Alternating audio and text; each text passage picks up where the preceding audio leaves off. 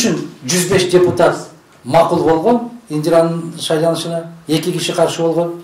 А кече 105 депутат алынганга макул, 2 киши каршы. Бирөөсү эми жездесе ал түшүнөт. Ал туугандык милдет. А калгандар эми үчүн деген суроо койгон жок да.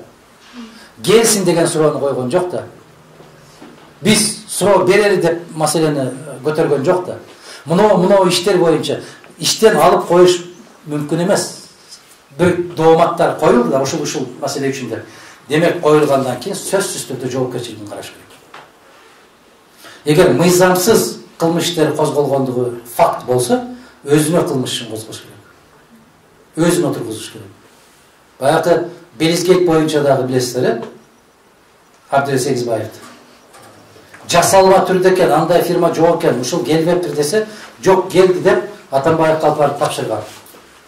Ошонун баары жалган чыккан болсо, жалган документ жасаганды боюнча кылмыш иши козголуш керек да, отургузуш керек. Экинчи кыргыз жигити ошол жерге барган азамат ойлонушу керек. Эртең кандай кетем? Ол 105 депутат дейбизби, 120 депутат дейбизби, өздөрүнүн жоопкерчилигин сезиши керек, сөзсүз сезиши керек. А эми үчүн аны көрсөтсө деле колдоп берет, муну көрсөтсө деле колдоп берет. Эми муну кетирип бергиле десе, төпөштөп тебелеп берет, сабап. Жоопкерчилик болуш керек.